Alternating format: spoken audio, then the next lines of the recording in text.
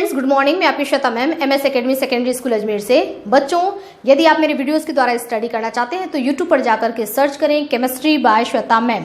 Chemistry bye Shweta ma'am ऐसा search करते ही मेरे वीडियोस ओपन हो जाते हैं और उसमें आप प्लेलिस्ट जरूर चेक करें। प्लेलिस्ट में आपको हर चैप्टर के सारे वीडियोस जो है एक जगह ही मिल जाएंगे। और यदि आपको वीडियोस अच्छा लगता है तो प्लीज़ लाइक करें, सब्सक्राइब करें, अच्छे अच्छे कॉमेंट्स करें और अपने फ्रेंड्स के सर्कल में भी उसको शेयर करें। ओके स्टूडेंट्स, तो आज का हमारा टॉपिक है हार्ट अटैक होने के कारण। ठीक है, पिछला वीडियो हमने इसका देखा था कि हार्ट अटैक किसको कहते हैं, होता क्या है हार्ट अटैक, उसके बारे में हमने देखा था। और आज का हमारा टॉपिक है कि हार्ट अटैक कैसे होता है ना, रीज़न क्या होता है। तो बच्चों, सबसे पहली बात कि हार्ट अटैक जो होता है ये कभी भी हो सकता है। ठीक है, जैसे इंसान काम कर रहा है, चल रहा है, टहल रहा है, सो रहा है, कभी भी खाना खा रहा है ना, किसी भी टाइम हार्ट अटैक हो सकता है विदाउट एनी वार्निंग, यानी कि बिना किसी वार्निंग के हार्ट अटैक हो सकता है। ठीक है, जरूरी नहीं है कि आपको बता करके ही हार्ट अटैक होगा। ठीक है, या कोई ऐसे सिम्टम्स आएंगे, ऐसा जरूरी नहीं। हाँ, सिम्टम्स भी आते हैं लेकिन जरूरी नहीं है। ओके, दूसरी बात कि इसमें मैं आपको यहाँ पर कुछ रीज़न ये बता रही हूँ जिसकी वजह से हार्ट अटैक होता है और इसको हम कंट्रोल करके हार्ट अटैक को बहुत ही हद तक रोक सकते हैं। अपनी तरफ से तो हम कोशिश कर ही सकते हैं, अदरवाइज जो होनी होता है उसको तो कोई नहीं रोक सकता। अगर वो चीज़ होना है तो वैसे होके ही रहता है, बट जानबूझ करके तो हम ऐसा कुछ नहीं करेंगे, है ना। तो अपनी तरफ से तो हम प्रिकॉशन रखते हैं कि ऐसा कुछ न हो। तो चलिए बच्चों, वन बाय वन हम देखते हैं कि सबसे पहला हमारा है कि हार्ट अटैक होने का जो रीज़न है वो सबसे पहला है कोलेस्ट्रॉल। हम अब कोलेस्ट्रॉल के बारे में जानेंगे। कोलेस्ट्रॉल क्या होता है बच्चों? कोलेस्ट्रॉल एक केमिकल होता है जो कि यदि हमारे शरीर के अंदर जाता है तो वो हमारे ब्लड के थ्रू ब्लड वेसल्स में पहुंच जाता है और वहां जाकर के वो जमा होने लगता है। ठीक है, जैसे एक पाइप है, पाइप के अंदर जैसे मिट्टी जमा होने लगती है और धीरे धीरे पाइप बंद हो जाता है, बिल्कुल उसी तरीके से कोलेस्ट्रॉल भी ब्लड वेसल्स के अंदर जाना शुरू कर देता है और वहां जाकर के जमा होते होते वो पाइप के अंदर धीरे धीरे क्या करता है, ब्लॉकेज बन जाता है और उस वजह से ब्लड हमारे हार्ट तक नहीं पहुंच पाता। और जब हार्ट को ब्लड नहीं मिलता है तो ब्लड के थ्रू मिलने वाली ऑक्सीजन, न्यूट्रिएंट्स, ये सारी चीज़ें भी उसको नहीं मिल पाती और हार्ट का कुछ पोर्शन काम करना बंद कर देता है इन चीज़ों के एब्सेंस में, और इसी को हम कहते हैं हार्ट अटैक। ठीक है, तो उसका एक रीज़न मैंने आपको बताया कोलेस्ट्रॉल, कि यदि कोलेस्ट्रॉल हमारी बॉडी के अंदर जाता है तो वो इस तरीके से हमको नुकसान पहुंचा सकता है। ठीक है, तो हम ये कोशिश करेंगे कि कोलेस्ट्रॉल हमारी बॉडी के अंदर न जाए। ठीक है, लेकिन न जाए इसके लिए हमको जानकारी तो होना चाहिए कि ऐसा हम क्या खा रहे हैं जिससे कि कोलेस्ट्रॉल हमारी बॉडी के अंदर जा रहा है। तो उसमें बच्चों है हमारा पहला नॉनवेज। जो लोग नॉनवेज बहुत ज़्यादा खाते हैं तो इसका मतलब कि वो न्यूट्रिएंट्स नहीं ले रहे हैं बल्कि बहुत सारा कोलेस्ट्रॉल अपनी बॉडी के अंदर डाल रहे हैं। और कोलेस्ट्रॉल की वजह से जो हमारे बॉडी के ऑर्गन्स हैं, जो अंदर बॉडी के रहते हैं, जो विसरल ऑर्गन्स हैं, उनको बहुत दुख होता है ना, बहुत वो परेशान होते हैं जब हम ये फालतू चीज़ें, ऐसी चीज़ें खा रहे हैं जिससे कि हमारी बॉडी को नुकसान होने वाला है। तो वो बहुत ही तकलीफ होता है उनको कि क्या खा रहे हो तुम, है ना। वो अंदर से हमको बहुत ही मतलब हमारे पर बहुत गुस्सा उतारते हैं कि ये क्या क्या चीज़ें ले रहे हो। तो पहला हो गया हमारा नॉनवेज। यदि हम नॉनवेज आवश्यकता से ज़्यादा खाते हैं तो हम कोलेस्ट्रॉल खा रहे हैं। ठीक है, तो उसको हमको कंट्रोल करना है।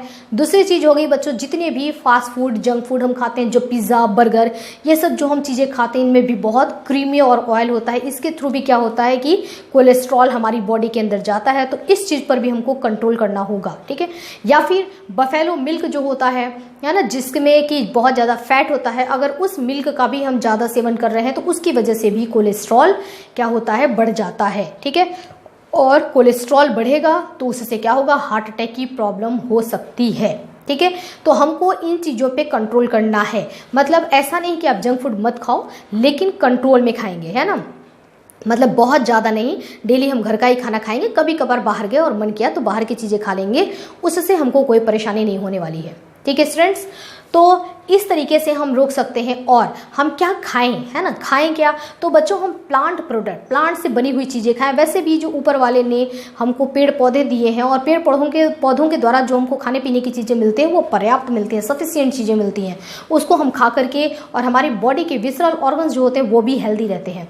तो हम क्या क्या हमको पौधों से जैसे मिल जाता है, क्या अनाज है ना, जैसे चावल, दाल, गेहूँ, उसके बाद साग सब्जी, फ्रूट्स, ये सारी चीज़ें हमको पौधों से मिल जाती हैं। तो प्लांट से मिलने वाली इन चीज़ों को अगर हम खाते हैं तो उनमें कोलेस्ट्रॉल नहीं होता है।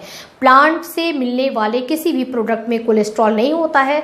तो गॉड ने बनाया ही यही था कि आप लोग ये खाओ, ठीक है, इससे आप लोग हेल्दी रहोगे। तो हमको इन चीज़ों को छोड़ना होगा और प्लांट प्रोडक्ट ही खाना पड़ेगा ज़्यादा से ज़्यादा। और आपका कभी कभार मन करे तो इन चीज़ों को खा लेंगे तो उससे क्या रहेगा, हमारा कोलेस्ट्रॉल कंट्रोल रहेगा। हमारी बॉडी भी कोलेस्ट्रॉल अपनी ज़रूरत के लिए थोड़ी बहुत बनाती है, उससे हमको कोई नुकसान नहीं होता है। तो फर्स्ट बच्चों हमने देख लिया कोलेस्ट्रॉल के बारे में।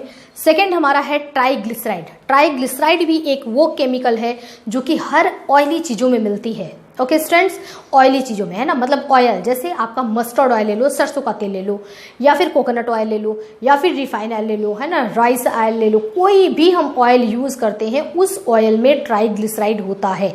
तो हम क्या करें कि इसको कंट्रोल करें, है ना। जैसे बहुत सारे लोग बहुत ऑयली खाना खाते हैं, बहुत ज़्यादा सब्जी में ऑयल का इस्तेमाल करते हैं, तो इससे हमको बहुत ज़्यादा न्यूट्रिएंट्स नहीं मिल रहा, बल्कि क्या हो रहा है, हमारी बॉडी के अंदर ये हार्मफुल केमिकल ट्राइग्लिसराइड बहुत ज़्यादा जा रहा है। और ट्राइग्लिसराइड भी सेम वही काम करता है, वो भी क्या करता है, ब्लॉकेज कर देता है, जिसकी वजह से हमारी हार्ट को जो है ऑक्सीजन और न्यूट्रिएंट्स ब्लड के थ्रू सप्लाई नहीं हो पाता, जिससे हार्ट अटैक होने की संभावना रहती है। ठीक है, तो ट्राइग्लिसराइड जितने भी ऑयली चीज़ें हैं जिसमें से ऐसे सीड या ऐसे ड्राई फ्रूट जिसमें से कि ऑयल निकलते हैं, उन सब चीज़ों में ट्राइग्लिसराइड पाया जाता है।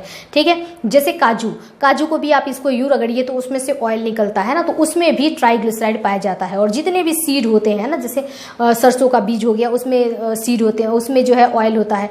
तो जो भी ऑयली सीड्स होते हैं या ड्राई फ्रूट्स होते हैं, उनको भी हमको बहुत ही कंट्रोल करके खाना चाहिए, ताकि हम ट्राइग्लिसराइड हमारी बॉडी के अंदर बहुत ज़्यादा न पहुंच पाए। ठीक है, तो अगर हम बहुत ज़्यादा ऑयल को कंट्रोल करते हैं तो उससे भी क्या होगा, ट्राइग्लिसराइड को हम रोक सकते हैं, जिससे कि हार्ट अटैक की प्रॉब्लम को एक हद तक रोका जा सकता है।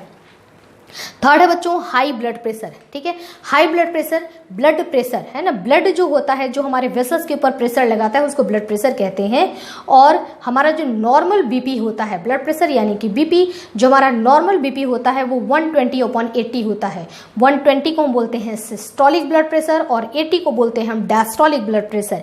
यदि हमारा बीपी नॉर्मल है तो वैल्यू होनी चाहिए 120/80, it means everything is okay. ठीक है ना, सब कुछ ठीक है। अगर ये 120/80 बढ़ने लगता है तो इसको हम कहते हैं हाई ब्लड प्रेशर। ठीक है, तो हाई बीपी जब हो जाता है तो वो क्या होता है कि इन वेसल्स पर क्या करता है, प्रेशर भी बहुत ज़्यादा लगाने लगता है ना। ब्लड इसमें से फ्लो हो रहा है और काफ़ी प्रेशर के साथ फ्लो हो रहा है, तो इन पर क्या होगा कि जिसमें से वो फ्लो हो रहा है उस पाइप के ऊपर प्रेशर भी वो ज़्यादा लगाने लगता है, जिसकी वजह से पाइप के डैमेज होने की पॉसिबिलिटी बढ़ जाती है। और जब पाइप डैमेज होगा तो उस पर कोलेस्ट्रॉल जमा होने लगता है, जो हमारे खाने के थ्रू जा रहा है वो कोलेस्ट्रॉल जमा होने लगता है। क्योंकि मैंने आपको बताया था कि अगर स्मूथ सरफेस है ना, तो वहां से क्या होता है, उस पर गंदगी जमा नहीं होती। लेकिन अगर सरफेस रफ है तो उस पर गंदगी जमा होती है। तो यहाँ पर डैमेज जो एरिया है यानी कि रफ सरफेस हो गया, तो उस पर क्या होगा, कोलेस्ट्रॉल जमा हो जाएगा। और कोलेस्ट्रॉल जमा होते ही वहां पर फिर क्या होगा, ब्लॉकेज बनने की पॉसिबिलिटी हो जाती है। और जब ब्लॉकेज बनेगा तो वही हार्ट अटैक की प्रॉब्लम हो सकती है। तो हाई बीपी जो है वो भी एक रीजन है हार्ट अटैक का, इसको भी हमको कंट्रोल करना है। ठीक है, तो हाई बीपी को कंट्रोल करने का क्या हम किस तरीके से इसको कंट्रोल कर सकते हैं, तो बच्चों हमको क्या करना होगा कि नमक हम कम खाएं। ठीक है, और जितने भी मतलब वही चीज़ ऑयली चीज़ें हमको कम खाना है, घी कम खाना है, ये बाकी चीज़ें जितनी नॉनवेज है, फास्ट फूड, जंक फूड है ना, जो मैंने आप ऊपर सारी चीज़ें बताई, इन्हीं सब चीज़ों को हमको कंट्रोल में खाना है। और साथ में एक उसमें सॉल्ट हम ले लेंगे कि नमक भी कम खाना होगा। ठीक है ना, या लो सोडियम सॉल्ट हम खा सकते हैं। तो इस तरीके से हम बीपी को कंट्रोल कर सकते हैं। इसके अलावा सबसे ज़रूरी चीज़ जो होता है वो होता है एक्सरसाइज। ठीक है, हमको एक्सरसाइज करना चाहिए। यदि हम फिजिकल एक्टिविटीज़ ज़्यादा करते हैं, एक्सरसाइज करते हैं मॉर्निंग या इवनिंग में, यदि हम बाहर निकलते हैं, ठीक है, और बाहर के इन्वायरमेंट के साथ, जो बाहर का वातावरण है उसके साथ आप फ्रेंडशिप करिए और उस वातावरण में, उस एनवायरमेंट में 1-2 घंटा आप उसके साथ रहिए, है ना, वहाँ पर रहिए, उसको महसूस करिए इन्वायरमेंट को। आपको बहुत ही अच्छा, बहुत फ्रेशनेस लगेगा। और ये सिर्फ आपको महसूस नहीं हो रहा है, बल्कि ये एक आपको पॉजिटिव एनर्जी देती है इन्वायरमेंट। इसलिए कहा जाता है कि ज़्यादा से ज़्यादा इन्वायरमेंट के साथ, मतलब हमको फ्रेंडशिप करके हमको इन्वायरमेंट के साथ रहना चाहिए, बाहर निकलना चाहिए। ऐसा नहीं कि दिन भर घर में हम पैकअप हैं, ठीक है ना, पैकअप होकर के दिन भर उसमें पढ़ रहे हैं या कुछ कर रहे हैं, नहीं। इसलिए कहा जाता है कि बच्चों को बाहर खेलना चाहिए। ठीक है, तो सुबह शाम बाहर इन्वायरमेंट में निकलो, इन्वायरमेंट के साथ फ्रेंडशिप करो, वहाँ पर थोड़ा टाइम स्पेंड करो। ठीक है, तो उससे क्या होता है कि हमको काफ़ी अच्छा एक पॉजिटिव एनर्जी मिलती है और हमारे वॉकिंग से अगर हम टहल रहे हैं, रनिंग कर रहे हैं, फिजिकल एक्सरसाइज कर रहे हैं या फिर योगा कर रहे हैं, तो उन सारी चीज़ों से क्या होता है कि हमारी बॉडी के अंदर के जो ऑर्गन्स हैं, बाहर के ऑर्गन्स हैं, ठीक है, आप मसल्स बना रहे हो, आपको दिखाई देता है अच्छा मसल्स बन रहे हैं, लेकिन बॉडी के अंदर जो है, जिनको विसरल ऑर्गन्स कहते हैं, वो मजबूत हैं कि नहीं, स्ट्रांग है कि नहीं, ये आप कैसे पता करोगे? ठीक है, तो विसरल ऑर्गन को मजबूत बनाने के लिए, जैसे हमारा हार्ट हो गया, किडनी हो गया, लीवर हो गया, है ना, हमारे स्टमक है, तो इन सारी चीज़ों को स्ट्रांग बनाने के लिए हमको क्या करना चाहिए? एक्सरसाइज करना चाहिए, योगा करना चाहिए, ठीक है ना। इन चीज़ों से क्या होता है कि अंदर की चीज़ें भी हमारी क्या होती हैं, काफ़ी मतलब अच्छी तरीके से काम कर लेती हैं, अंदर के विसरल ऑर्गन हमारे हेल्दी हो जाते हैं। अब यहाँ पर बात आती है कि मैं ये बच्चों को बता रही हूँ, ठीक है, बच्चों को क्यों बता रही हूँ, ध्यान से समझना, क्योंकि बच्चों मैं टीचर हूँ, मेरे पास ये जानकारी है, ठीक है ना, तो मैं इन जानकारी को, मैं जानती हूँ कि आप इसको बाकायदे साइंस के वे में समझें कि ऐसा हो रहा है, इसके पीछे क्या रीज़न है। ओके, तो हम रीज़न के साथ बात करेंगे, है ना। ऐसा कहा जाता है कि ये मत किया करो, ऐसा मत किया करो, भाई नहीं करेंगे, ठीक है, लेकिन इसके पीछे का रीज़न बताइए, है ना।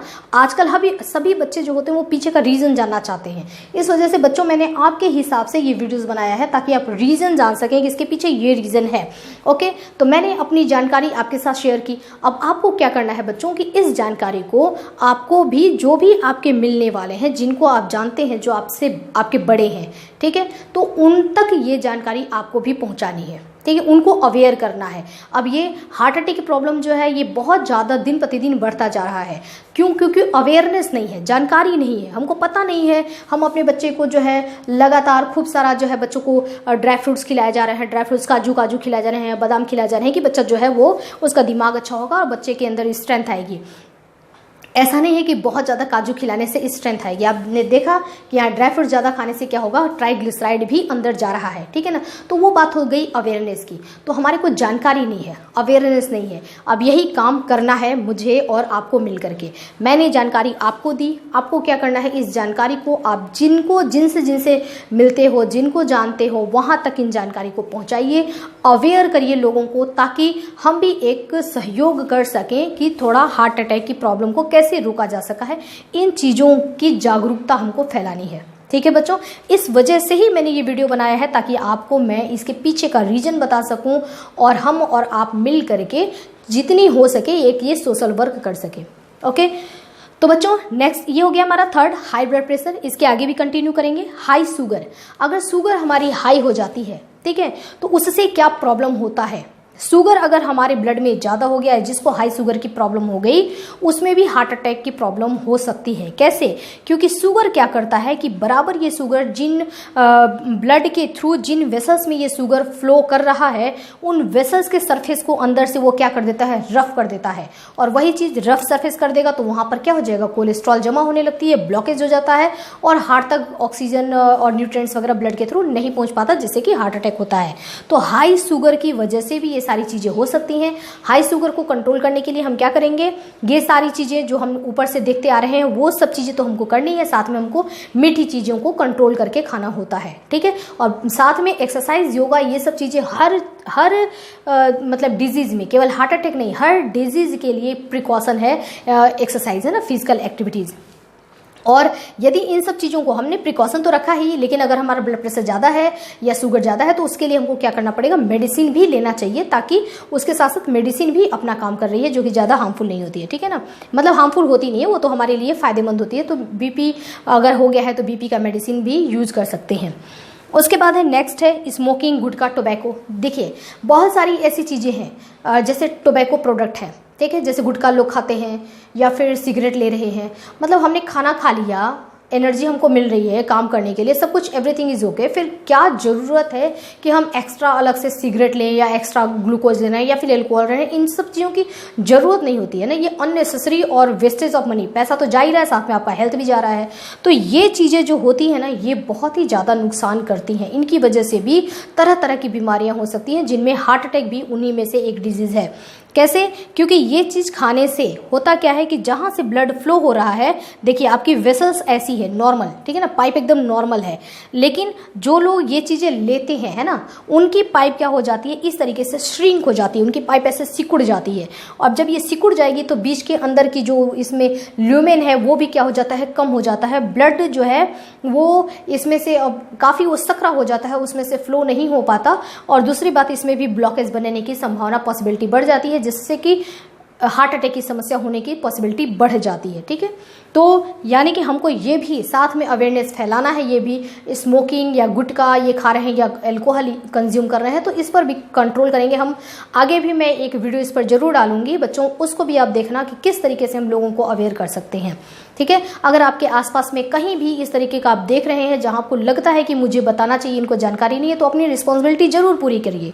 ठीक है, और शुरुआत अगर आपको आपके घर में कोई ऐसा है जो गुटखा वगैरह ले रहा है तो वहां से शुरुआत करिए, अपने फैमिली से ही। ठीक है ना, उनको समझाइए। हम एकाएक तो नहीं छोड़ सकते, लेकिन हाँ कोशिश करेंगे। ठीक है, उसके बाद नेक्स्ट है हमारा स्ट्रेस। स्ट्रेस यानी कि तनाव। यदि हम बहुत ज़्यादा तनाव में रहते हैं, ठीक है, आजकल की लाइफ ही हो गई है हेक्टिक लाइफ, भागम दौड़ी, है ना, सब भाग रहे हैं, तो जो हेक्टिक लाइफ है इसमें स्ट्रेस होना तो मतलब एकदम ऐसा ही है कि हो ही जाता है ना, ये तो मतलब यूजुअल है।